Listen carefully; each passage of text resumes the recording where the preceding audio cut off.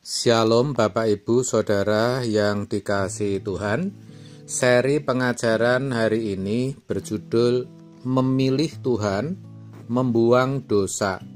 Saudara, saya ajak kita menghayati Allah yang kepadanya kita berbakti dan menyembah, yang menjadi alamat atau tujuan doa kita.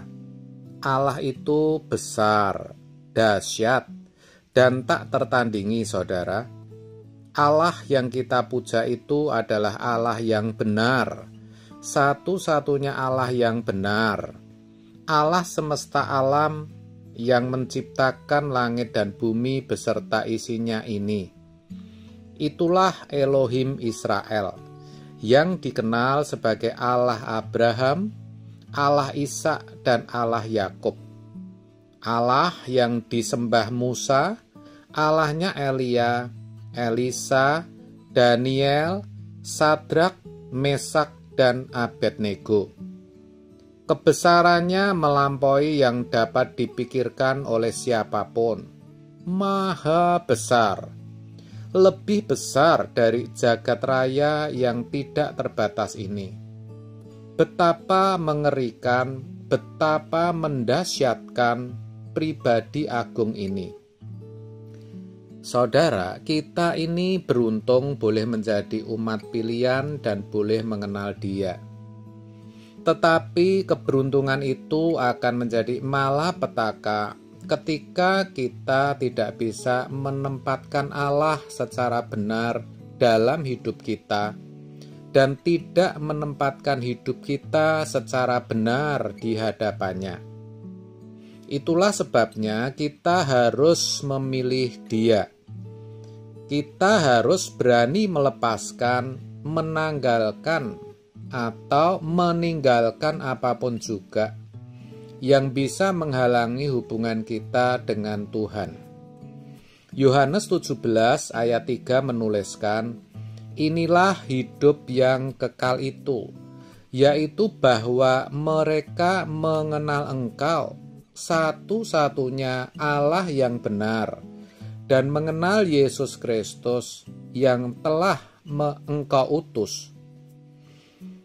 Jadi, kenapa saya katakan beruntung bisa menjadi umat pilihan dan bisa mengenal Allah, Tuhan kita, Yesus Kristus? Karena itu akan membawa kita kepada hidup yang kekal. Maka, saudaraku, kita harus mengenal Allah yang benar, dan kita mau memiliki Dia, dan Dia memiliki kita. Kita mau meninggalkan, menanggalkan, melepaskan segala sesuatu yang dapat menghalangi, merusak hubungan, harmonisasi kita dengan Tuhan, hubungan ideal kita dengan Tuhan. Dan tentu yang merusak hubungan kita dengan Tuhan adalah dosa. Yesaya 59 ayat 2 mengatakan, "Tetapi yang merupakan pemisah antara kamu dan Allahmu ialah segala kejahatanmu, dan yang membuat Dia menyembunyikan diri terhadap kamu, sehingga Ia tidak mendengar, ialah segala dosamu."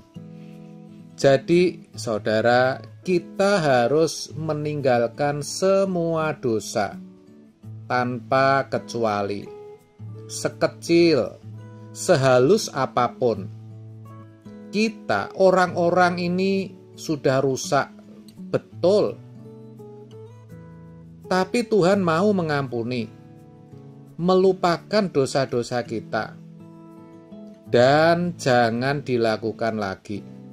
Sekecil apapun dosa itu, kebencian yang tidak terlihat, dendam, pikiran kotor, perzinahan, ketidakjujuran harus dibuang. Hidup di dalam kesucian Tuhan, itu yang harus menjadi tujuan kita, itu kemuliaan, kehormatan.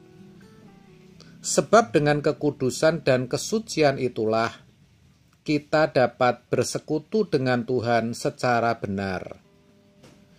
Kepada orang-orang muda, ayo saya ajak kita belajar hidup suci. Jangan berpacaran sebelum waktunya. Pikirkan hal-hal yang kudus. Dan jangan sekali-kali berpacaran dengan orang yang tidak seiman. Karena itu pengkhianatan terhadap Tuhan dan kamu akan celaka.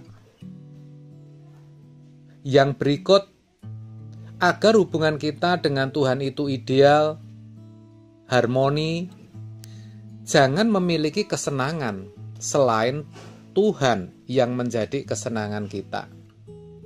Ini memang berat dan sepertinya tidak wajar.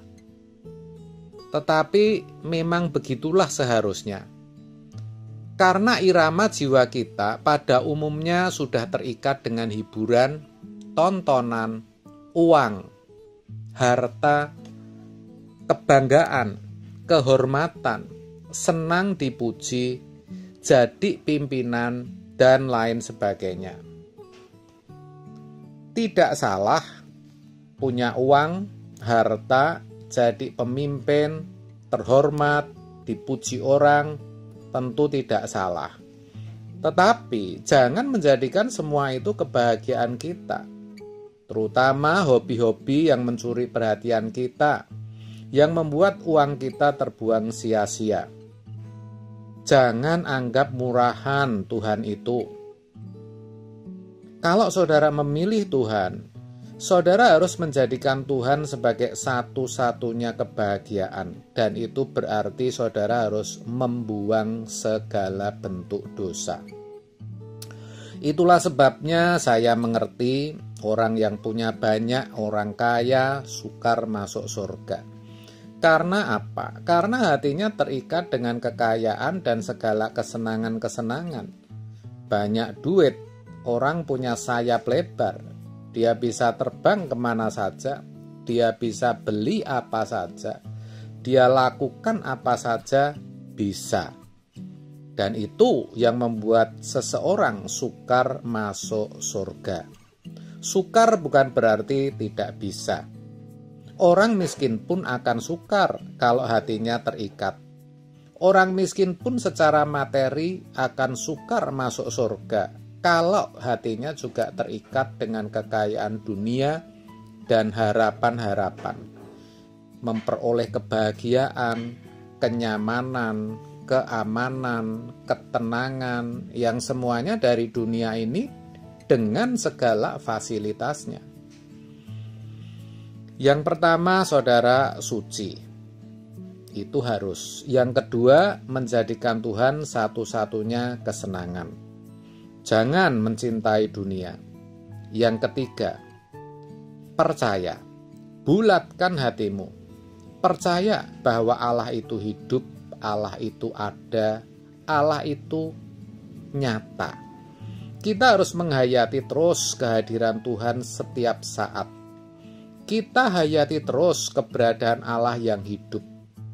Menaruhnya di depan mata kita, agar kita tidak berdosa kepada Tuhan. Kita tidak lagi berdosa, tidak lagi ingat-ingat dosa. Kita hanya mau merindukan Tuhan dan merindukan kerajaan Tuhan, pulang ke surga. Jadi sekali lagi saudara, karena Allah itu besar, dahsyat, maka kita harus memilih Dia.